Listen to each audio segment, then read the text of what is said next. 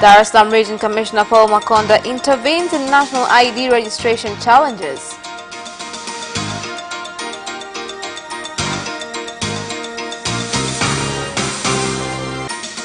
And in sports, Yanga failed to shine at the Uhuru Stadium following 3-0 defeat against Kagera Sugar in the Premier League.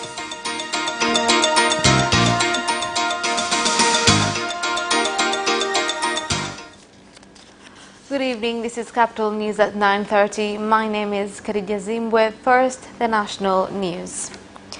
The Prevention and Combating of Corruption Bureau (PCCB) has said it will set up camp in Rufiji District Coast Region to ensure those found to have taken money from cashew farmers during last year's season return it immediately. The Acting Director General of PCCB, Brigadier General John Mbungo, made the statement when responding to farmers' concerns on their payments.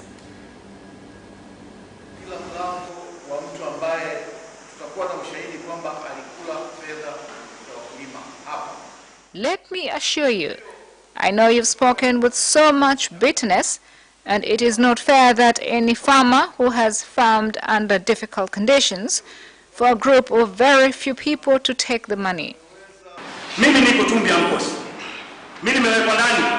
I've been sent to jail because of this. As a result, I would not want to treat anyone unfairly. There is one farmer with 620 kilograms and has been issued with the same receipt reading 1,400 kilograms. Yet, there is another farmer with 90 kilograms whereby his records show he has 999 kilograms. At the moment, a big concern is at Kilimani. We must not be lenient on them and put them under pressure to return the money.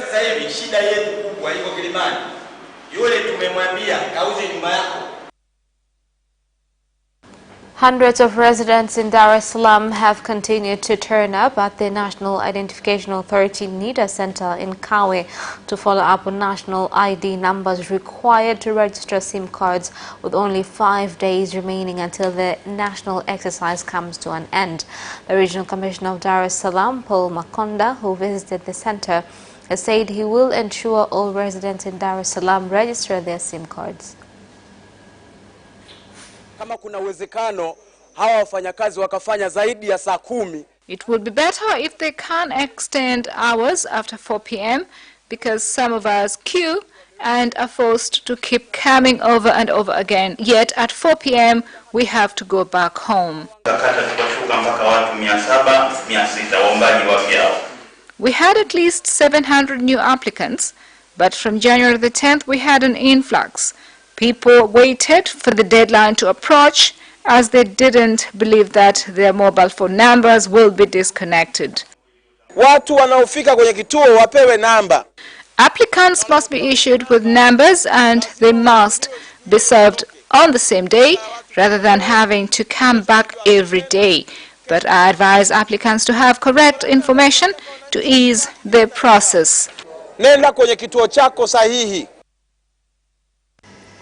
The Parliamentary Public Investment Committee has said that the Tanzania-Zambia Railway Authority, TAZARA, is among institutions which have been operating at a loss over bond debts and outdated infrastructure.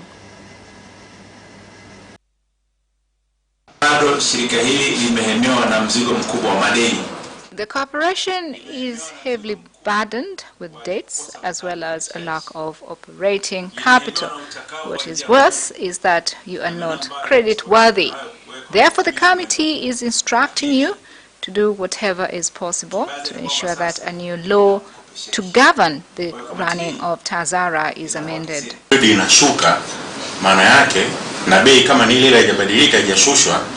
When the price goes down and we don't change it, there will be a loss in revenue, and it is quite a challenge.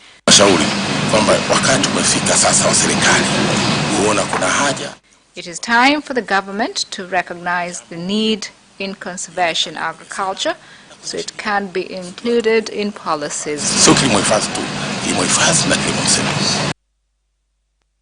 The Minister of Works, Transport and Communication, Isaac Kamwelwe, has said the government has started the process to expand the depth of the port of Dar es Salaam in order to allow large vessels dock at the port.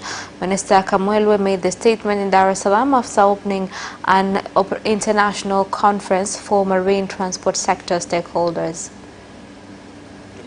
Kutoka Benki ya Dunia na tendi imetangazwa ili tuweze kupanua ule mlango wa bahari. We received funds from the World Bank so that at any time large ships will dock.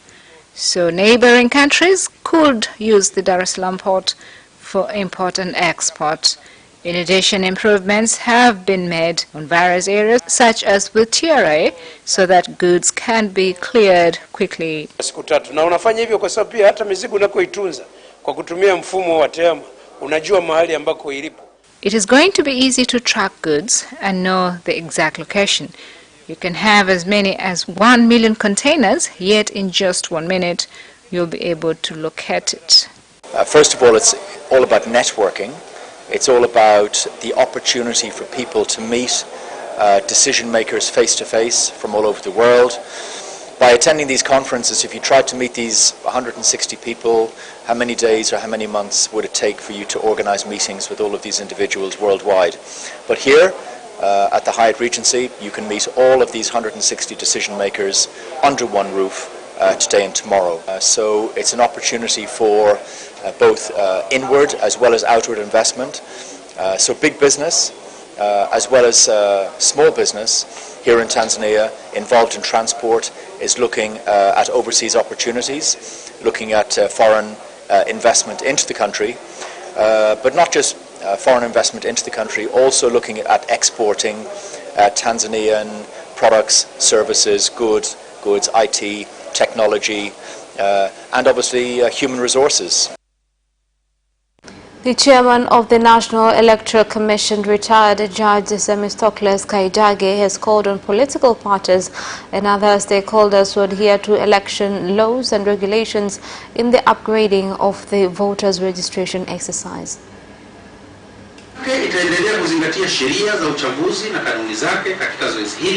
The Commission will continue to observe election rules and policies during this exercise of maintaining registered voters' records.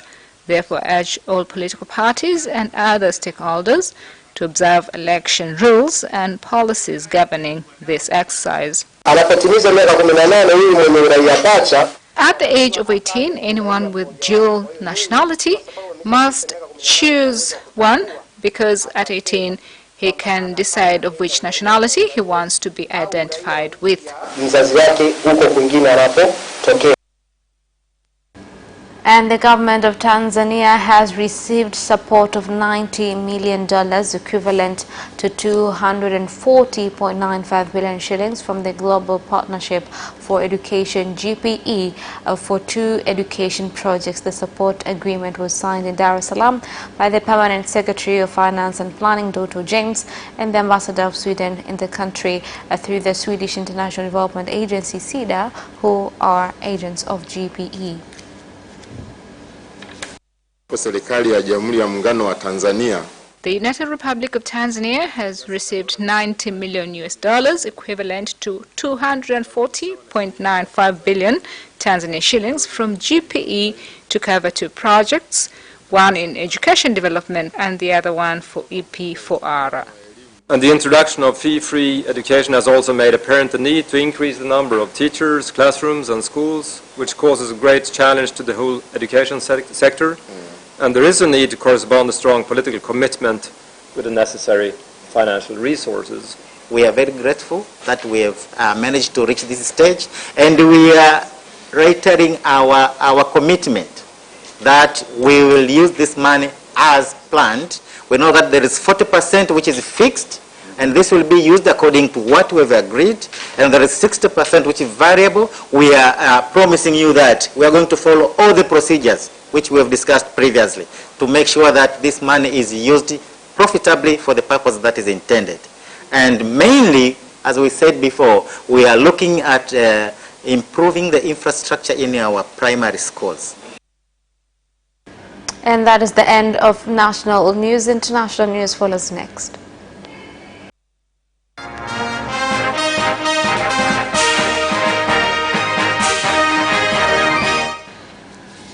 And in international news, the government of Kenya has said it is sending 8 more aircrafts which will use to spray insecticides on desert locusts which have affected 8 counties. The locusts have caused destruction of more than 100,000 acres of crops. The new Minister of Agriculture, Peter Monia, has said the Ministry of Finance has released more 230 million shillings to fight the locust invasion.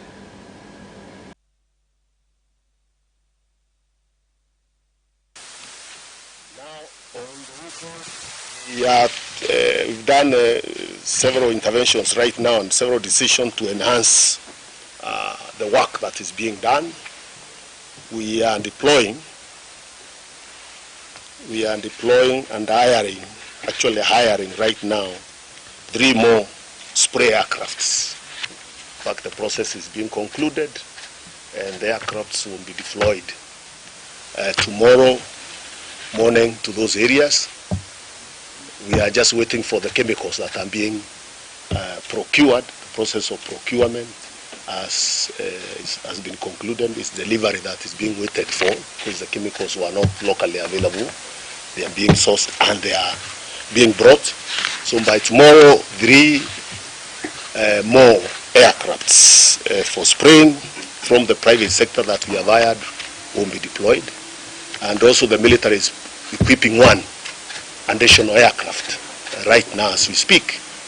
It's being equipped with tanks to be able also to be deployed to support in spraying in those heavily affected counties of Garissa, Marsabit and Mandera counties, because the strategy is to actually contain them and deal with them wherever they are. The Security Department in Uganda is set to install CCTV cameras along its borders, including borders with neighboring countries of Kenya and Rwanda. The move aims to address the problem of border crime and human trafficking, particularly along the border areas of Busia and Malaba.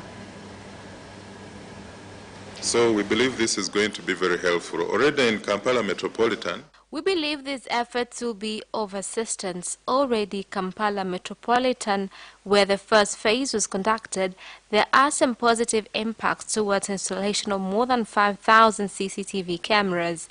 It is our hope that once this exercise is completed throughout the country, it will improve the quality of life within our communities. In fulfilling this exercise, we also have plans in place for places with poor infrastructures, where we're going to improve networks, especially for those areas. Kamuli and Rukunjiri. The Truth and Reconciliation Commission has said that more than 140,000 people were killed in various conflicts in Burundi. The Commission revealed this when presenting in Parliament a report on its activities last year. The committee managed to exhume 142,505 bodies from genocide tragedy. So far, we have names of those people as well as where they're coming from, the details, including the details of regions, district, wards, and villages. How did we use independence after we got independence? The whites are no longer involved. We're the ones fully responsible with our own actions. We must reflect back because honestly we're still living according to our past even at this era. Some local politicians in Germany in the past few months have been receiving threats from far right that are causing particular concern. There have been reports of mayors being insulted or threatened, and some of them have resigned to protect their families. The worst case so far has been the killing of pro-refugee politician Walter Lubbock, who was shot in front of his house. Now, to find out more on this, we are joined by DW's political correspondent Emmanuel Shays.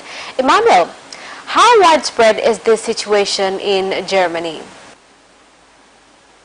Well, you have to know that those threats are no isolated incidents happening to just one mayor, one person somewhere in one region of Germany. This kind of harassment, those threats happen very often online through social media platforms, and it's not only something that's directed at local mayors, local officials, but also directed at activists, at representatives of NGOs. In total, those people are said to be 40% to have experienced such similar threats, and 1 out of 10 local communities have even experienced incidents of physical violence following such threats. Now, social platforms can be accelerators of those threats. It's also a place where the tone is getting tougher very quickly, and of course it reached a very tragic end last year with the case of Walter Lübcke, a politician who was murdered after having received many death threats. Now other mayors across the country do feel threatened, and they do fear for the safety of their family. Now, do you know where the threats are coming from, and what do you think has contributed to the situation?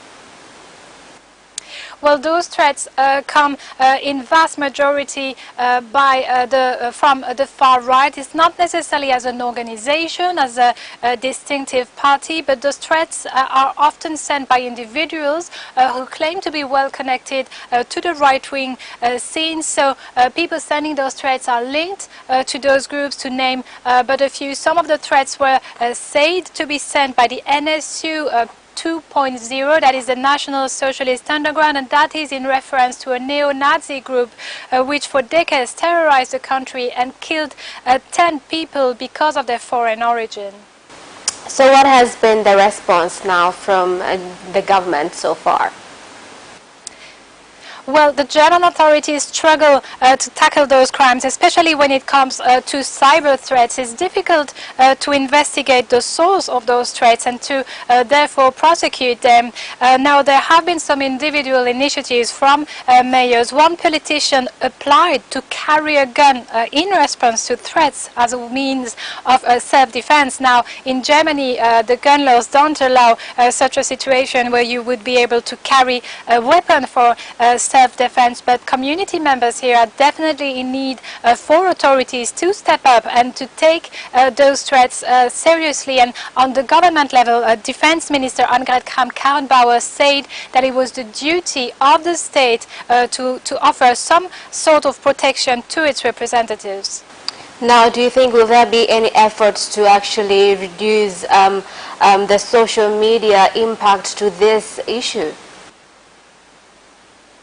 Well, there's definitely a need for the government to tackle the issue of cyber violence, and to also to identify more clearly where the threats are coming from. That would be a first step to tackle those threats. The second step would, of course, to offer more state protections to the people who are physically threatened by the people sending those threats.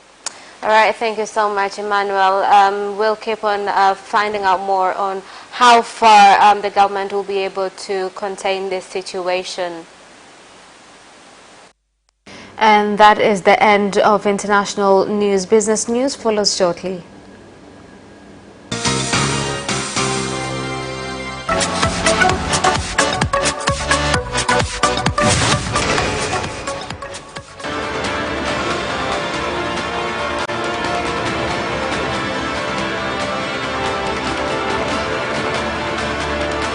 Watch Business Edition as we talk to business leaders and experts in sectors that are transforming Tanzania's economy. We believe that the driver is the customer. To change the mindset of traditional HR to the digitalization. Make sure that everybody can get some access to financial services. And once we understand the vision of our leaders, we then need to be behind them and help them in achieving that vision. Business have involved mercantile operations, trade guilds, or shared agricultural production, infrastructure, construction, financial sectors, tourism, and mining. Business Edition on Friday at 8:15 p.m.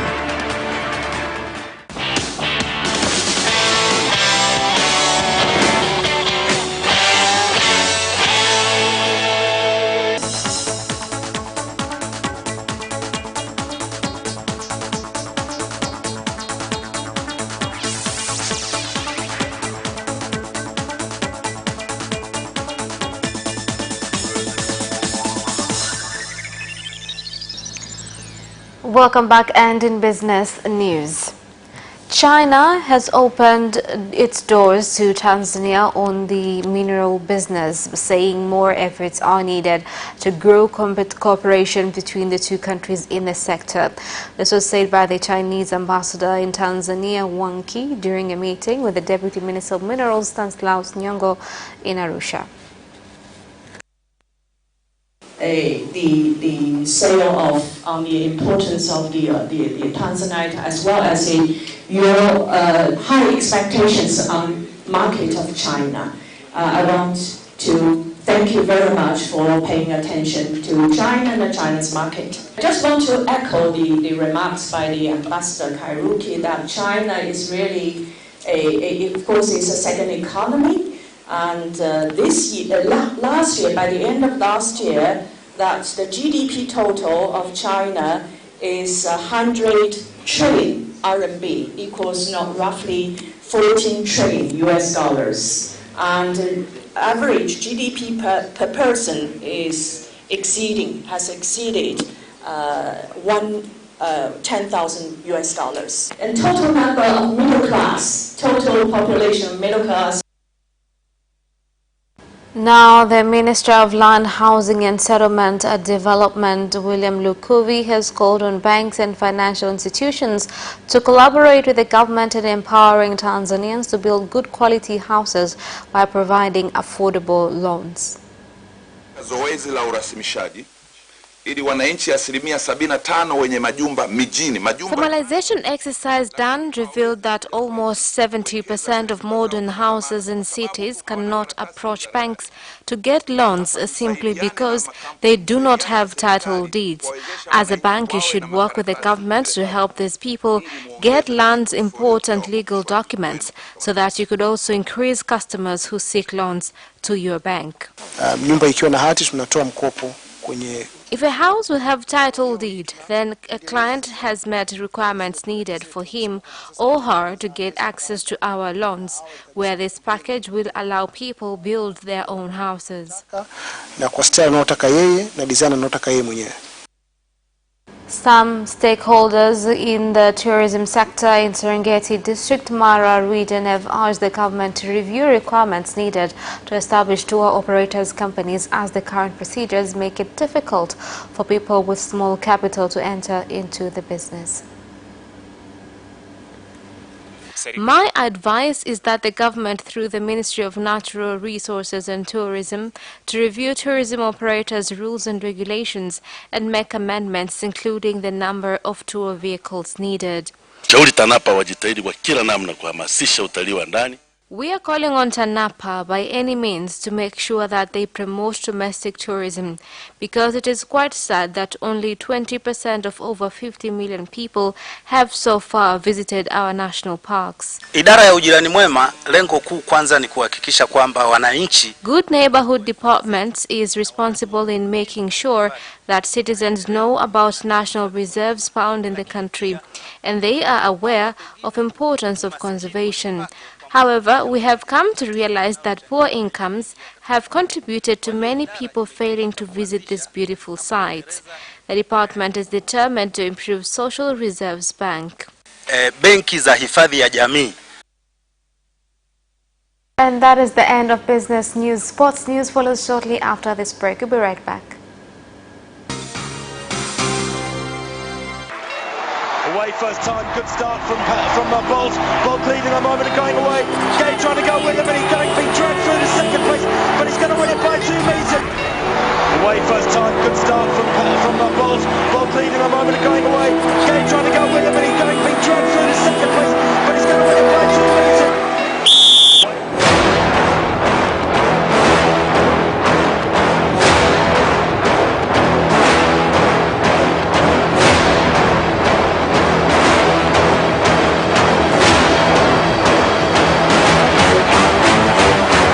Position, Joaquinho, he did lose some length.